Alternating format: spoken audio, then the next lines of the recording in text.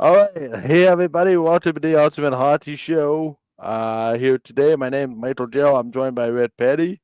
I'm just dropping in the call-in link for anybody that wishes to call into the show today.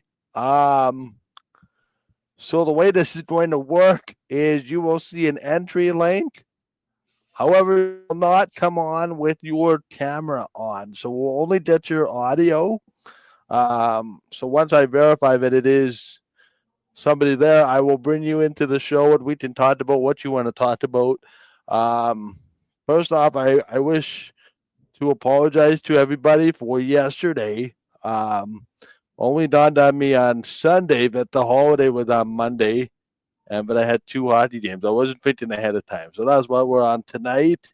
We will be back on next Monday at the regular time, hopefully after celebrating a Blue Bomber Grey Cup on Sunday, as the Bombers will play the Toronto Argonauts on Sunday. Believe it or not, they're 10.5 point favorites already, um, which is just absurd if you want to look at that. But we're not here to talk football. This is the Ultimate Hockey Show.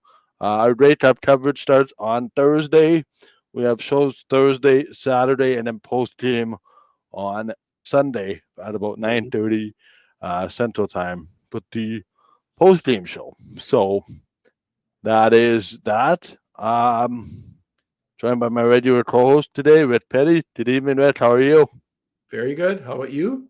I am pretty good. Be honest, I'm on a little bit on the tired side as I Okay. worked Yeah, you had a lot of games. Yep. 40 hockey games for me in the last 4 days, ending last night. So everything went about as good as possible, um, which is good. And it's always good to be busy. So here we had Yep. the Jets are playing the New York Rangers. Just one quick lineup change. But I don't know if you caught it. It was Logan Stanley coming out of the lineup with a significant mid body injury. They said he won't be evaluated till the team gets back to Winnipeg. So that whoops, the earliest that could happen would be on Sunday. So um, They said like yeah, he's on IR. He didn't say long. They didn't say long term. They just said he's on injured reserve going yeah, back. so they won't evaluate him until they get back to Winnipeg on Sunday. Yeah. So Yeah. But they said he's on injured reserve as of November 9th. as of Right. November 9th, Going which back. is 3 days So ago. So he must have which done is something in the game, but he played until the very end, which is very strange. Like it's yeah. So and then they defined it as mid body injury, which I don't think I've ever heard before. Yeah, but Um, you know what that could be, honestly, like since the game, that could be he could have like he could have a ruptured spleen, he could have oh yeah, stones, he could have a kidney stone, he could have an appendix yep, that got infected. They have a surgery and they need a few days for him to heal because it's a you know what I'm saying? So it yeah, who knows? yeah. Dude? So it leaves the door open to speculation, right? 'Cause Yeah, usually we have upper and lower, and away we go. yeah, yeah. So drawing into the lineup today is Hayden Fleury. Okay. He'll play on the third pair with Colin Miller. Top two pairs remain the same. All four lines remain the same with 37 in goal. I have a question. Yep. Was there any talk about putting Heinola in versus Flurry? Like, is Heinola ready? Um, Back? Hanoa just had his first full practice today, so it could be a while. He shed the non-contact. It was his first practice since Okay, the first day of training camp, so he might be a week away. okay. Has Um, he? So he hasn't played with the Moose yet because sometimes they nope, send him down for a no, conditioning stint. Okay, that's no, not yet. So, yeah, and then the other thing is the Winnipeg Jets have also reclaimed Capo Katinen. yeah. I Um, saw that. so they sent him straight down to the Moose, which you can do. This is just a bit of a different waiver situation because he was placed on waivers by Colorado. The Jets had the first option to put in a claim to get him back, which they've exercised that claim. Okay, Because it's not quite at the time of the season where the standings go from 1 to 32 in a general waiver situation back and forth. So that's the kind of news but the Winnipeg Jets have. The other type of news, Rhett, is the Winnipeg Jets do not stop winning. This is unbelievable. As I told you on the weekend, while I was working the tournament, you and I were kind of exchanging texts because I had my tournament office had access to both the Jets and obviously the football games. It's just like every single time it seems like this team feels like it's about to falter. They push through and just keep winning.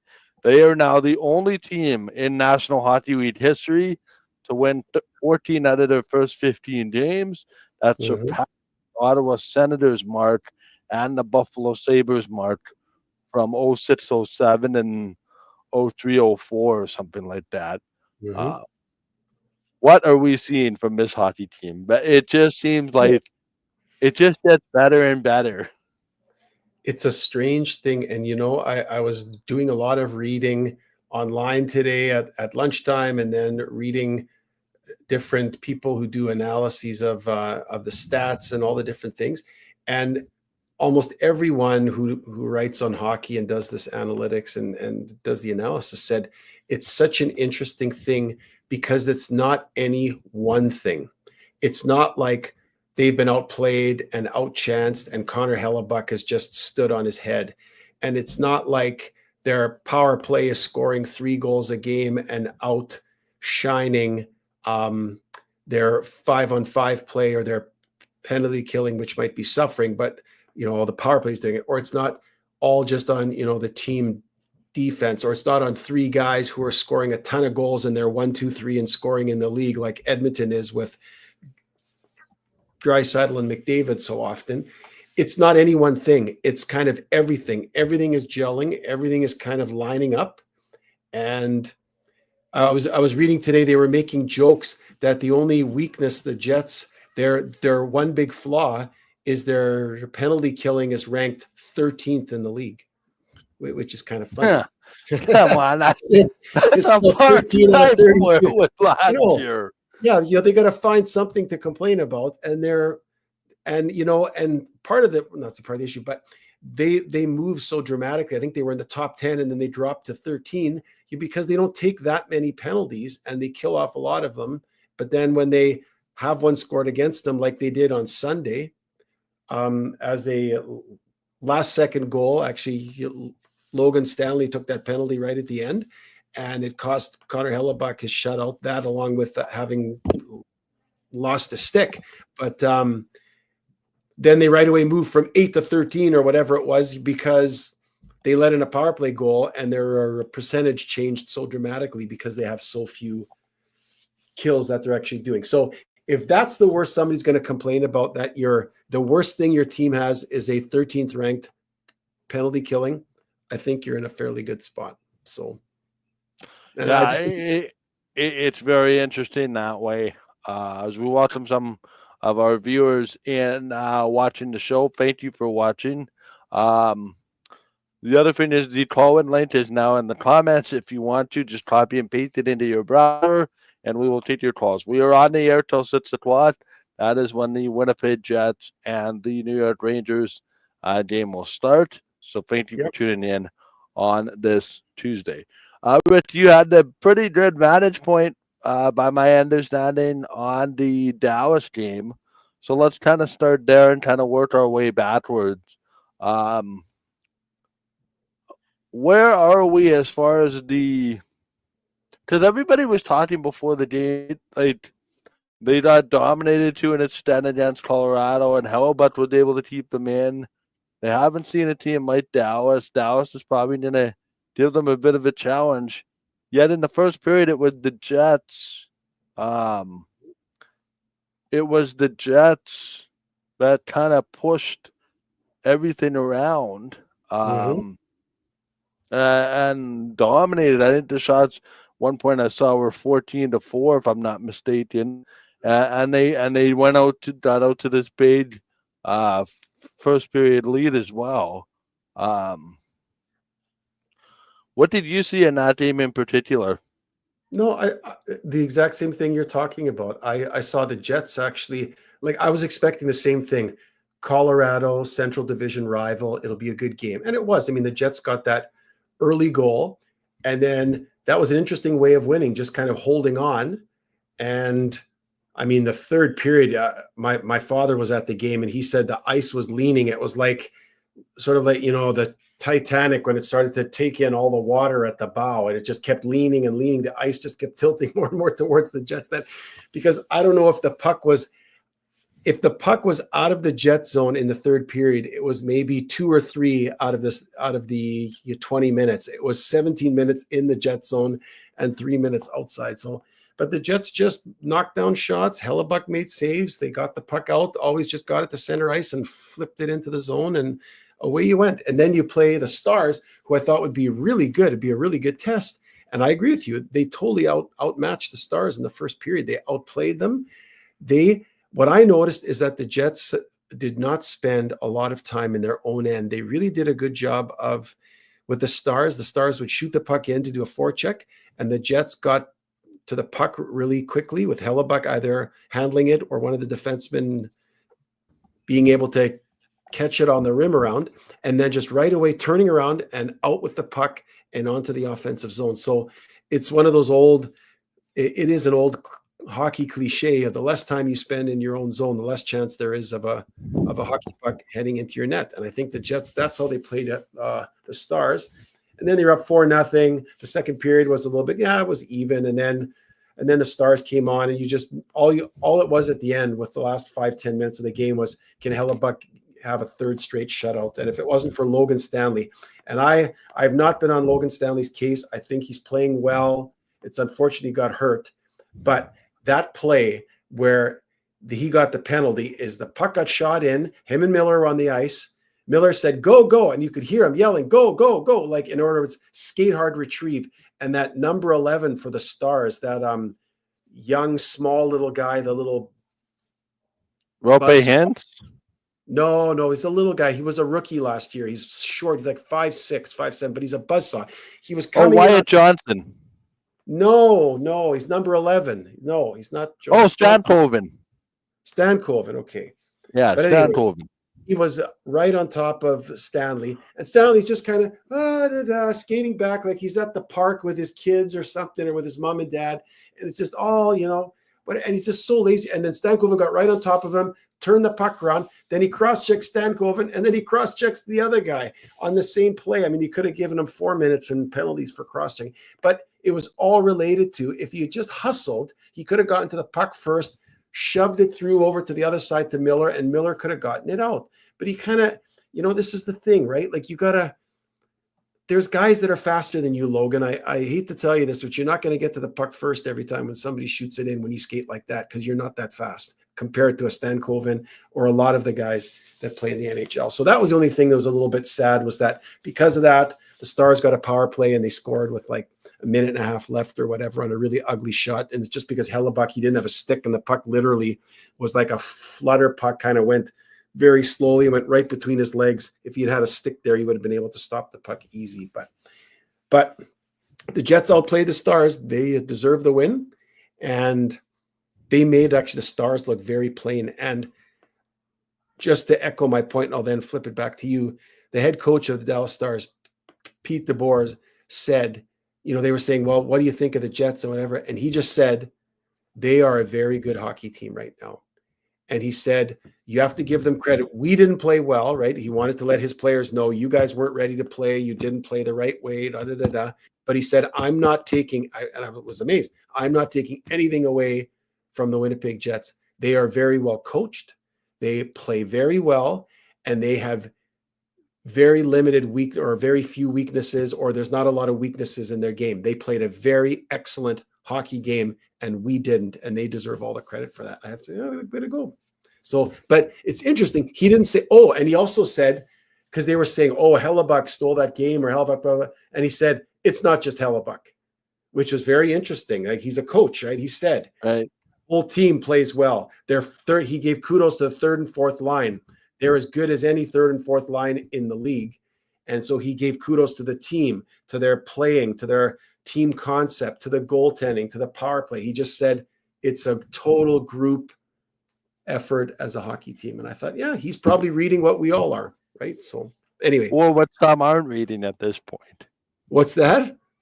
Well, what some aren't reading at some point by offending the Jets and putting them second in a lot of power rankings last week, but they're back to number one. Although what's interesting is I read today that the Jets are considered an underdog on the road against the Rangers. Now, I guess the Rangers are pretty good. They're like, I think they're 9-3-1, and Shesterkin plays very well, especially at home. So I guess they're a home team. So the Jets are on the road, but you know, this game, it's kind of strange. It's one of these games that could end up like 6-4, 7-5, or it could end up 1-0 or heading to overtime 0-0 or 1-1. Like literally each team scoring a power play goal and then heading into overtime. Like it's going to be so interesting. I'm just really interested in seeing how it's going to play out. Is it going to be high scoring or whatever? Yeah. And one of our listeners, Rob, is right away crowing and bragging about how he's such a great prognosticator of the Winnipeg Jets. Rob, whatever you're doing, you shouldn't wear a hat right now because you might cause it to explode off the top of your head. So, yeah, there it is. No, I think this whole run has been awesome. I just think at some point there's going to be rough waters coming in. Right, I wanted to talk about that actually coming up. The Jets have 11 of their next 13 on the road. Their only home game is to Florida, and I think St. Louis, and then they go on the road. It ends with the road game in Chicago on the 7th of correct. They have, you're December. Right.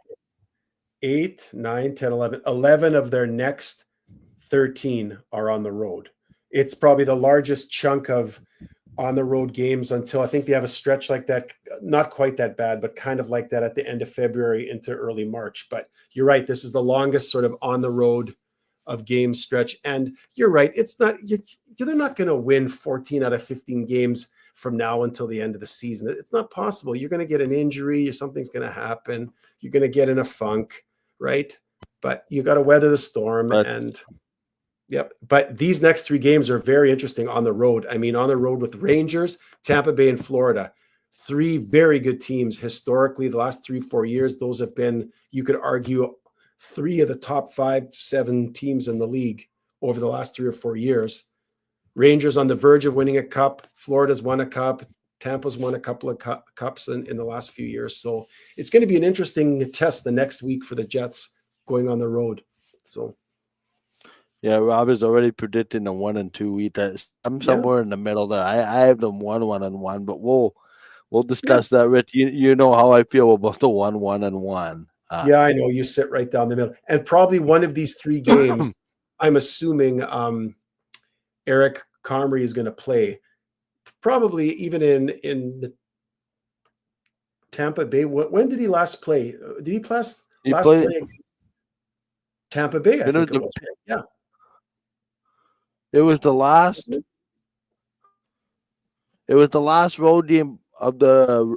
But it was at Columbus. Yeah, at Columbus. At Columbus, okay. Yeah. I have a feeling he's going to play in Tampa Bay, and then Hellebuck's going to come back and play at Florida. That is my prediction. Florida, and then against Florida, probably at home. Yeah, but yeah, I could see them going like 1-1-1 too. But I thought they were going to go flat against Colorado and the Stars, and they won both games. So I don't know. Hockey's funny. You think you know what you're doing. Never sell anything or anyone short at this point. Yep. There's a team that I wanted to talk to you about quickly.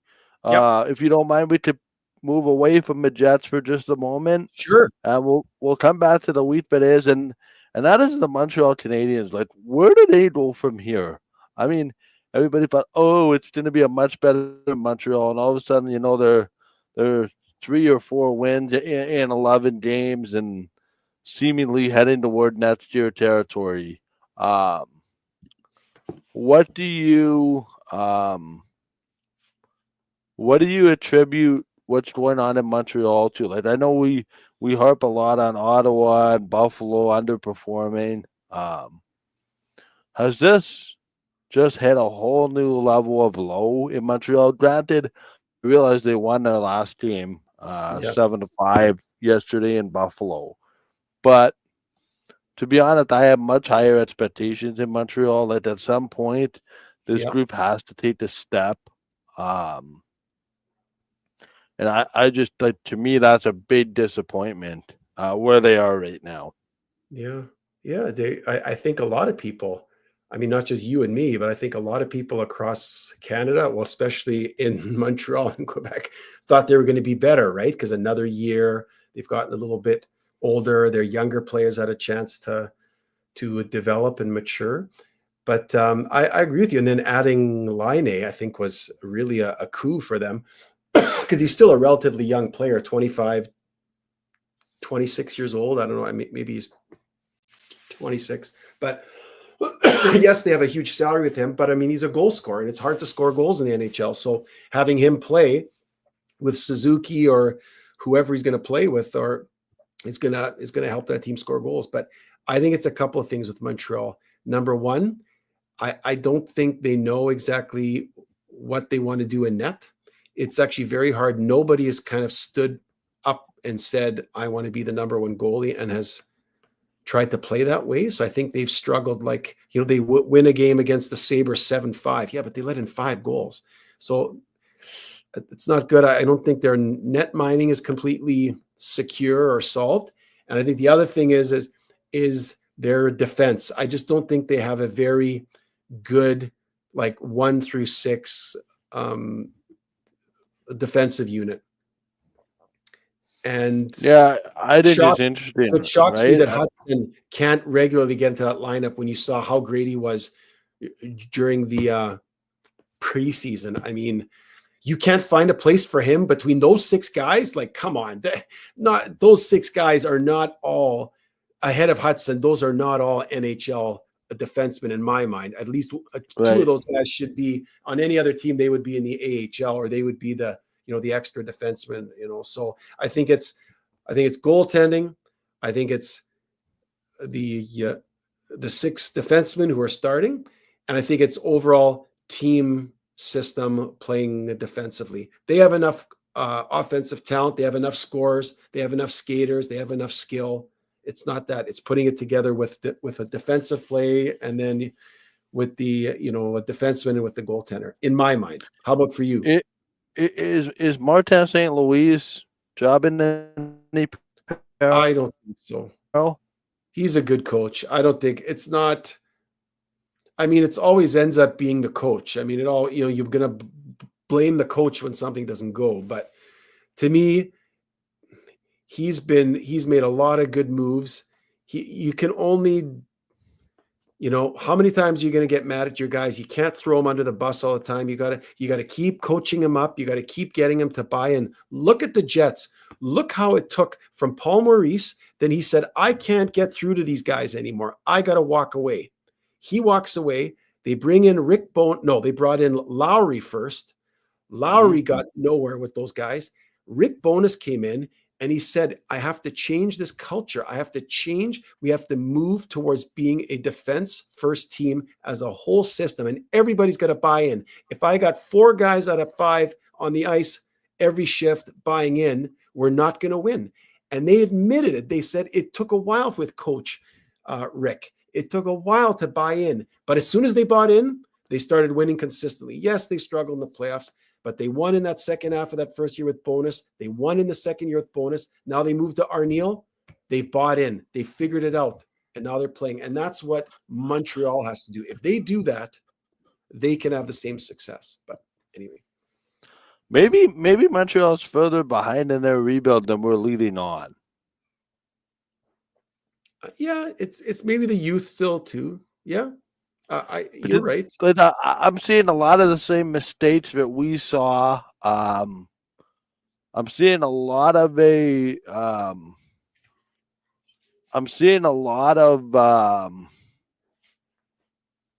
sorry, what am I trying to say here? I'm seeing a lot of the same mistakes that a lot of young rebuilding teams have made in the past. I don't know about that, Michael.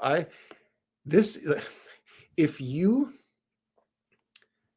they have enough veterans on that team. They got Joel Armia and Gallagher and Suzuki's not a rookie. He's not a young player anymore. They've got some talented offensive players on that team.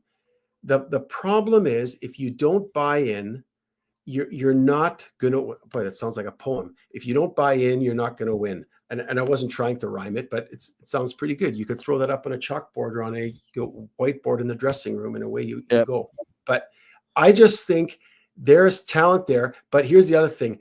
I still think, if you play a system, but you have still some weak spots in your lineup in goal and on defense, maybe 3 of your 6 defensemen aren't NHL caliber to be able to play that way consistently. Then what happens is, well, what do the forwards do? They can't rely on the goalie. They can't rely on the defense to do their job properly. So then the forwards cheat. Then the forwards don't play the system the right way because they have to compensate for one of the 2 defensemen on the ice who aren't able to play the right way because they're not talented enough. And then the whole thing falls apart like a house of cards. Like, that's why you got to trust in everybody. Everybody has to believe in everybody on the ice, and everybody has to believe. Like, I, as Mark Scheifele, have to believe that even if I'm on the ice with my line with Fleury and Miller, that I'm going to get the same from them as I get from Morrissey and DeMello. It may not be exactly the same. The offensive touch may not be there, but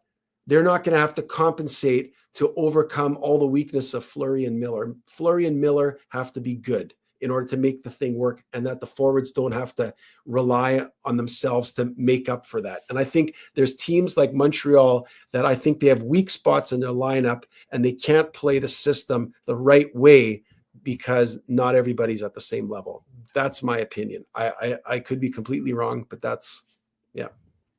Rob is going to join us in just a minute. I'm just getting his call lined up. Okay. Rob, I see you there. I just sent you a note in the chat. If you can see that, let me know. Yeah, so I don't know. It's a very interesting team dynamic. To be that way. Yeah, so it's an interesting dynamic, I think, with the league as a whole. We're going to take Rob's call here right now. Whoops, I suddenly lost his audio. Hang on, Rob, just get that audio back up and I'll bring you in. There's got to be a way to just connect the camera. I disconnect the camera so we have audio. Okay, hold on. I'll let you reset that, and then can bring that back in. So one of the positives I wanted to mention about Montreal is that Laine is back skating. I heard today. He's back in. Okay, perfect. Yeah, we'll get Rob back in there now. Hold on. While we're waiting for Rob, though, I got him right here. Finish your thought. Another team I want to talk about, if we're going to go around the league a little bit, is the Penguins. They got drubbed. In the first period yesterday, it was like 6-0 when I looked. We've talked about the Penguins, and they interviewed Mike Sullivan. They said, Mike Sullivan, are you, what was the thing? Are you not disappointed? No. Are you frustrated? I think. Are you frustrated or are you upset or frustrated? He goes, no. He says, I'm not frustrated with my team.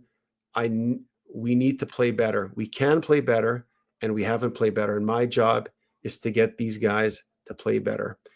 And you know what? I appreciate that. Mike Sullivan's not going to throw his players under the bus. He's not going to talk about trying to make chicken salad out of chicken poop. He's not going to say that because he's a class act. But you and I talked about this, and it has not changed since the last time we talked, last week or the week before. The Pittsburgh Penguins are not a playoff team. I saw them against the Jets. They do not have when you have Rust and O'Connor playing with potentially the greatest hockey player, one of the greatest hockey players ever played in the world, in Sidney Crosby, you are not making the playoffs. And that's the problem. That team is weak. Their net mining is not great. They've got lots of holes in their defense. They don't have enough scoring up front. If they happen to find a team that's tired and they get a few power plays and they get a few power play goals and they get up, then they got to outscore the other team. They win games 6-4, 7-5, and then they lose games 7-4, 7-5. So that All team is right. not a tough team, and they're not going anywhere. And to finish my point is, in my opinion, they're not going anywhere until they do, I would say, an entire rebuild. But they have to trade 2 of those 4 pieces, and they have to bring in some other players. They have to trade away for prospects, and then they have to go out and trade some other players or trade to get players with prospects, in my opinion. Yeah. Anyway, we'll bring in our first caller here in the history of the Ultimate Hockey Show. Rob Somerville, tight enough to call in. Rob, we got your audio. How are you tonight? I'm good. And how are you guys? We're good. We're good. Well, so far so good. I will say with the Jets. I mean, no, I'm not tooting anybody's horn, much less my own, with regards to how good, bad, or indifferent the team's doing. All I'm going to say is that the team's bought into a system that was started by Bonus and has just been dovetailed on by Arniel, and the players have bought into it. Yep. Yeah, for sure. Wholeheartedly, right from the goaltender out.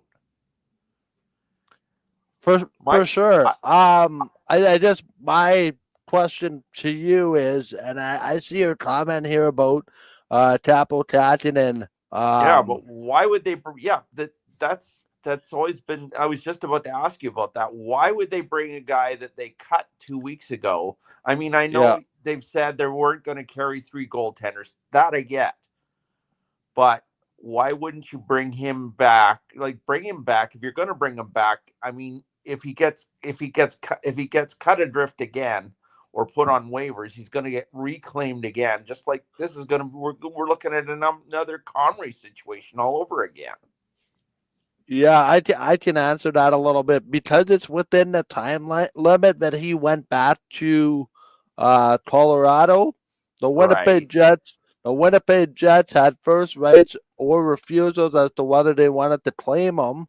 If they claimed him, whoops, sorry, my audio's cutting out here. If they claimed him, I understand that part of it. If they claimed him, he would not have to go through waivers again. So subsequently, they picked him up, automatically sent him to the Manitoba Moose, and I think that is a great move for the Manitoba Moose. They have 2 young kids there right now, in Dom DeVincentis and Thomas Milic. So does DeVincentis can get sent down to the ECHL now? Yeah, that's what I think. To me, you're not sending Milic back down. You're not sending Milic down there because he's already done his time there. Yeah, like, this is just my opinion, Rhett. Rob, and then you can jump in, Rhett, if you want. I don't think the plan was to have Dominic DeVincentis with the Boost this year. No. I think that all went haywire as soon as they lost Kapanen the first time. Right. They were left with no other choice. I think they wanted Dom DeVincentis in Norfolk all along. Right. Kind of the road that Milic took, and then they brought him up. This being Milic halfway through the year last year, and the rest is history. Yep. I just don't think it's an attainable situation for the Moose to have 2 young goaltenders. So I think Kapanen brings that veteran experience. If and when something happens to 37 or to Eric Comrie, which hasn't happened in many, many years, I think now you get some protection because Kapanen is a serviceable veteran, but in a pinch to serve as your number 3. I think if you lose Hellebuyck and or Comrie for some extended period of time, and you have Thomas Milic as your backup goaltender, I think that's a problem. But I'm not sure. Will Milic get a call up this year to the Jets if there's an injury? And listen, I think you and I have addressed this already, during the week and all that kind of stuff. I firmly believe that there's a situation in the next 2 to 3 years where we see Thomas Milic as Connor Hellebuyck's backup. Yeah. And they're just grooming that to happen. And then maybe they use Dom DeVincentis as trade bait to get somebody But I also never felt like there was a scenario where Dom DeVincentis and both Thomas Millets would end up on the Moose roster all season long. True. And I also didn't feel that Kahtinen would stick around in Colorado long term. Because remember, Kahtinen was claimed when Colorado had all those goaltending issues, and then it seems like Georgiev and Annunen have kind of stabilized it a little bit, and then they tried to send Kahtinen down to play some games, and that's when he went back to the Winnipeg Jets. So, yeah, that's where I sit. I still, if I'm being honest with you, you can jump in here too. I was just going to say there's a quick sidebar I want to bring to Rick here if he's seeing something. You were talking earlier about the Penguins offloading some of their players.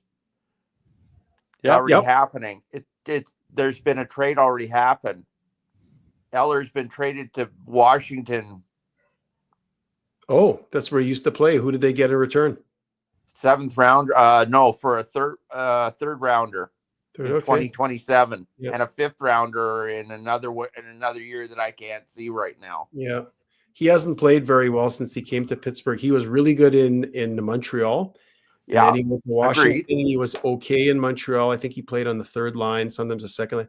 And then he went to Pittsburgh. And he's one of those players maybe that he can't do well unless he has really great players around him. Like some guys are the drivers of a line, and no matter who you play with, they make their other line mates better. And he can be one of those guys that's good, but he needs somebody good to play with. So, but yeah, I heard it. It just came across the wire. I hadn't looked at my phone this whole show.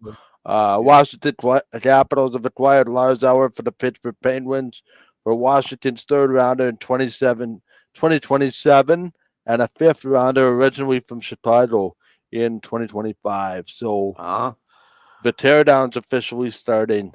And we're not even at the quarter pole. Yeah. No. Yeah. They're not a good hockey team. That's why. I agreed. Now, so here's a question. Yeah, go ahead. Yeah, I was just going to say, with regards now, a player that we all know and love and have forever since he's been in the league is Marc-Andre Fleury. And Mike and I have talked about this, and maybe he's mentioned it to you, Rick. I don't, and he agree, and I now have come to the agreement with him about the fact that I don't see Pittsburgh acquiring him at all. The only way he comes back to Pittsburgh is same way as with Brian Little. He'll come back after he's retired, and he'll sign a 1-day contract to retire as a Penguin. That's what I think is going to happen. Yeah. Well, I think. Go ahead, Rich. Sorry. I was going to say, I think. The Penguins may want to address their net mining. That's possible. I don't know, but why would Minnesota trade away Marc-Andre Fleury? Like, he's the 1-2 punch there. In fact, I think he's probably their 1A. Oh, I'm not saying they're going to trade him away. I'm just saying if the Wild were to fall out of the playoffs for whatever reason, which I don't think they will. They're one of the best teams in the league right now. So I agree. They're the next best team in our division, which I didn't even know. Yeah, I don't see them trading away Marc-Andre Fleury. I think and I don't either. Yeah, but I didn't know. I would just to kind of wrap it up on the spot here, Rob, because we got to run. Yeah. I just think the Pittsburgh Penguins are in a place where if you trade for a goaltender, it's not going to make you a playoff team. No. Considering they gave up an arm and a leg to go get Erik Karlsson. Yep. Like that's a trade that doesn't make a whole lot of sense. Nope. You look at I still think the Karlsson trade didn't make a lot of sense. Yeah, you look at even Crosby's defensive metrics. They're among the worst on the team. Yeah, and then there's already. It's interesting. I was reading about some of what the Penguins fans are thinking, and some of them are thinking about, Kyle Dubas's job being on the line, which I think is an absolute. I think that's a non-starter. I think that would be foolish. I All right, We're gents. not Well, I'm going going to to let get you rid guys of get Kyle back to Dubas. your. I'll Sorry. let you guys get back to the show, and thanks for taking me on. Yeah, no worries. No worries. We'll do this once a month. Feel free to call back in. Will do. That was Rob Somerville kind enough to call in. Richie, I think it's just absolute foolishness to suggest that Dubas's job is in jeopardy, but I would suggest his job is about to get a lot more busy and a lot more painful. Well, if he has could to be take the- fired. Sure. He could be fired, but let's remind people, let's not get hysterical, especially in Pittsburgh. The reason that they made that trade to get, I'm having a brain fart, the defenseman, Carlson, the trade for Carlson, signing the three amigos, Letang, Malkin, and Crosby, for one more kick at the cat, whatever you want. Let's get the band together for one more gig, whatever. That wasn't done by Kyle Dubas in a vacuum. It wasn't. The owner and the president of hockey operations pushed that. The owners pushed that extremely hard. So for them to push that, push all their chips in like that, and then hang out. Well, actually, it wouldn't be the first time that somebody's done that to a general manager. But I'm telling you, Kyle Dubas, if you have him in a room with some serum to tell the truth, and he knows it's not gonna get found out, and you ask him, did you want to trade for Carlson? Did you want it? He would not have traded. I guarantee you, he would have not traded for Carlson. He would have gone with some other players, cheaper, 2 or 3 good quality guys that can spread out through their lineup. Look at the Jets, 4 lines. I tell you, look at Vegas, a few guys that are good when they won the cup. No superstars, an average goaltender, they win the cup. So I don't think the formula is always a McDavid and a Draisaitl, or a Fleury, or a Crosby, Letang, and Malkin, and then a whole bunch of guys, and you can win the cup. Do it. But I think a lot of teams are figuring out we don't have to put all our eggs into a few baskets. We can spread out the wealth, get some really good quality over all 3 lines or 4 lines, and see, even end up pull this back to the Winnipeg Jets. Mark Scheifele, Kyle Connor up front, Josh Morrissey on the back end, Connor Hellebuyck in net. Boom, there's your core 4. Yeah, and that's why he lives on the outside. And that's why he lives on the outside peripheral at this point. Yeah. They have a lot of good players. And the other thing is, I honestly believe too, is that because it's in Winnipeg and because they haven't won anything yet, like if the Jets win I'm saying if the Jets win the Stanley Cup this year, then, I mean, Hellebuck's on the radar, but it's going to be because of Ehlers and Connor and Scheifele and Velarde, and their names are going to be up in lights, and you're going to see more of them. The problem now with the Jets is I don't think they get a lot of respect because they're in a very small market. They don't get if those guys play. Can you imagine if Kyle Connor played in Toronto and he was playing like this, or if Kyle Connor played in Montreal and played like this? Everybody would be talking about it. There'd be no end of it. Kyle Connor. We don't hear about who's Kyle Connor. Well, he plays for Winnipeg. Winnipeg who? Like, I'm just saying. So that's may actually be a good thing. They're flying under the radar with a very good team, and they're not getting the respect they deserve, and that's probably just fine. They can continue flying under the radar. So, but it's interesting, and considering the Kyle Connor should have ended. Should have ended up in Boston, but they blew those 3 pits before the Winnipeg Jets. Pit. Remarkable. The other team I wanted to talk about is actually the Boston Bruins. Their search for consistency remains that a search for consistency. Is Montgomery the first coach to lose his job this year? I don't know. That's a tough one. That one really surprised me because you and I both, I have to look here. I think we both picked, actually, I picked the Bruins to be a wild card. So did you. Because we thought, and I thought, they're getting older, but that I think that age has crept in. I think they've lost a few players. They've lost Allmark. Everything's on Swayman. They lost, they lost a couple of forwards, 1 defenseman. They're old. Pasternak and Marchand are not getting younger. They're in their late 30s. And I just think maybe Father Time has caught up with that team. Maybe that window with them is beginning to close in terms of that group being able to win, or that core group being able to win another cup. I don't know. They're talking about Marchand being on that World Cup Series tournament for Canada in February. Yep. I would not pick Brad Marchand to be on that team. I wouldn't have picked him at the end of last year but he is not playing well enough to be on that team. And they talk about, he might not get, and then they listed all these other guys that would be overlooked for Marchand. And I said, I would take those 4, 5, 6 guys before I take Brad Marchand. I take Adam Lowry. Not to toot the local horn, I take Adam Lowry over Brad Marchand. But he's not good enough. I'm joking, but I'm just saying if folks are thinking of picking Brad Marchand, he has lost a step. He is not the same player that he was. And it's nothing against it. Father Time wins. He's undefeated. But there are some good young players that could make that team. Marcia Show, I think they were sort of on the bubble or whatever. I put Marcia Show on that team before I put Brad Marchand. I'm sorry. But anyway, it's going to be interesting. There's lots of options in that team. And they were even saying, even whoever they don't pick on the first team, they were saying these guys were going through and they're making their Team Canada 1.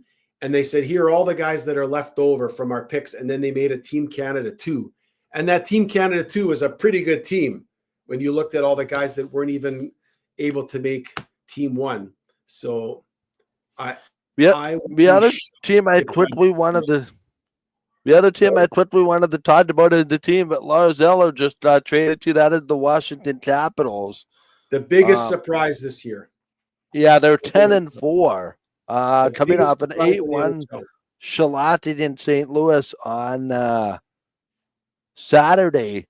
And Ovechkin's rejuvenated to catch Gretzky's record. Now suddenly it's in sight, maybe toward the end of last year or this year. Washington is a shocker. To me, they're right up there with the Jets in terms, because we knew the Jets would be good. I didn't think Washington would be good at all. And that they're doing it, and they traded for Pierre-Luc Dubois, and Pierre-Luc Dubois, he's playing first line, second line. He's not scoring a lot of points, but they're still winning with him in the lineup. And it's the same guys. I don't know how they're doing it, but they're playing a team game. I am just shocked that Washington is that good this far into the season. It really surprises me. They're just out of nowhere. I just did not expect them to be. I just thought they're going to be hanging on, kind of puttering around the wild card territory on sort of the bubble. And just this season was just all about, well, it's another year for Alex to score enough goals to get closer to Wayne's record. But they're playing well. They're surprising me. What do you attribute it to? Yeah, for sure. What do you attribute it to? Oh no! I attribute it to a rejuvenated Ovechkin and a team that is kind of written off amongst the pundits and taking it personally. You think so, eh? I mean, how many times have everybody been told, "Oh, Ovechkin won't catch Gretzky's record. It won't be possible. That team is aging." Well, Pittsburgh needs to take the lesson out of that book, because it seems like Washington hasn't had to go through this full-blown, rebuild, but yet Washington seems to smartly sort of stock the cupboards. They also recently acquired a defenseman from Toronto, Rasmus Sandin, which was a smart trade. The Leafs also shipped Timothy Liljegren somewhere in the last week. Might have been Washington. It's these smart and savvy moves. But yeah, Washington's not a perennial contender every year, but they are a shot to be in contention come early April and then make the playoffs every year. Yeah. And I think there's something to be said about that. Whereas, even their rivals with Crosby and company, they've taken two different directions, right? Yeah. Like even Tampa, they've been to now, what was at one point, three straight Stanley Cups and the three straight Stanley Cup finals.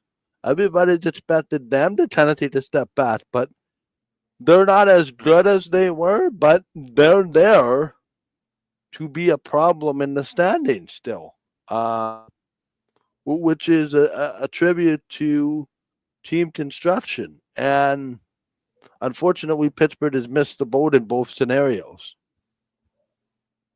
Yep. And it's an ownership situation where they won us 4 cups. Let's try to get the band back together, and loyalty ends up causing more pain, because I think there's going to be a lot more pain coming in Pittsburgh sooner than people realize. And it's going to be lasting pain. There's no quick fix out of this. You can't make Malkin, Crosby, Letang, and Carlson 8 or 10 years younger. You can't. Well, do if that. that was the case, they probably have the Winnipeg Jets record right about now. Yeah. Well, there's no magic pen. There's no pill. There's no fountain of youth. So you got these guys that are all 35, 36 years old plus, and they're not there. And so what are you going to do? You sign them to 2-3 year deals now. So you're locked in with them for another 3 years. So the rebuild, in my mind, what I would have done is said, I appreciate you guys. I love you guys. We got to move on. But the problem is now is they are where they are. And now they're going to not make the playoffs. They're going to get some higher end draft picks. And then, and then those players have to develop. So you're not getting out of this funk for at least 3, 4, 5 years. This is a 3 to 5 year thing for Pittsburgh. So I don't know how else you change that, but. Yeah. And then is Dubas the guy to even see this through? Is Mike Sullivan even the guy to see this through when it's all done? Or will they want to? Will Mike Sullivan want to be the one to see that through? That's the other question. Maybe he does. Maybe he loves the Penguins. He's just a total. Anyway, how do we think the Winnipeg Jets do this week, Rich? At the Rangers tonight, at Florida, and at Tampa, or Tampa, Florida flipped around. Yeah. Well, I think. And then they go Pittsburgh, Nashville, Minnesota, Los Angeles, Vegas. Wow, those are some. That's an interesting week on the road. Then at Dallas, and then Buffalo, Chicago. Wow, that's interesting. I think they're going to lose some games here. I mean, they can't keep going winning. But I think they're going to be in the games, and outside of maybe having lost losing somebody of a major stature to injury or suspension or something. Yeah, I could see them going 1-1-1, winning one of the 2 games in Florida, losing one, and then with the Rangers going into overtime and maybe losing. But I think they're all going to be good games. I could see this Ranger game. This could be a lot like, which game was that? Like against Seattle? Was it Seattle? Or St. Louis. Like that's sort of a tight checking, low scoring game, hard to find space on the ice. I think the Rangers play their system very well. So do the Jets. Shesterkin's playing well. So is Hellebuck. I could see them going 1-1-1, and whatever happens to them, maybe even 2-1, but just as easily 1-1-1 or 1-2. That's just the reality. You go on the road, you're not going 3-0 on the road every time you go on the road. So it's just not possible. But we'll see. As long as they're in the games. And I think they will be with the way that they play defense, the way Hellebuck's playing. I don't think they're going to get hammered. I mean, unless something strange happens, they're not going to get beaten 6-0, 7-0, or 7-1 or something. I don't think that's going to happen. But they could lose 3-2 with an empty net, or lose 4-2, 3-1. It's possible, sure. Here's the interesting thing that I'm watching tonight's game in particular. The battle of the third lines, and this is from Mike Kelly at the NHL. Yeah. It is, sorry, I can't recognize the faces here, just the names. Okay. The Jets third line, Lowry, Appleton, and Niederreiter. Time on ice, 149 minutes and 40 seconds. 10 goals for, 1 against, 68.4 expected goals. Rangers third line, and I'm not good at identifying pitchers here, but they've been on the ice for 113 minutes and 34 seconds, 9 goals for, no goals against, and an expected goals of 62.9. So look for those 2 third lines, I think, to have a really good game tonight. And if they're matched up against the other team's first or second line, making it even harder for the teams to score goals, thus ending up in a low-scoring game, which is very ending up in a low-scoring game and somebody on the second or the fourth line for one of these teams winning it. Potentially, yep. Potentially, yeah. The Jets starting lineup, no surprise. Lowry, Niederreiter, Appleton, Sapper, Piot, Hellebuck in goal. We'll call this show. Just wait, time out. And the only lineup change for the Jets is Logan Stanley out, and Hayden Fleury in, yeah.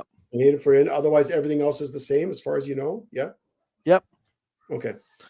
Okay, that'll do it for the show. We'll end things a little so people can get to their TV sets. Thank you for Rob for calling in. We'll do that probably once a month. Our next show is on Monday. That's Monday as we look to set up. It gets the thumb up to work. Now it's the fireworks. Even 2 better. thumbs up, you get fireworks. Look at that. Wow. No, we'll see everybody next week. We'll look to set up what'll be an interesting week, starting with the lone home game in the next 10 with the Florida Panthers. I'm going to that game, so I'm so excited. Nice. About that one. So we will do that when we come back to our show next week. For Red Petty, I'm Michael Dell saying have a great week. We'll chat everybody next Monday. Bye for now. Enjoy.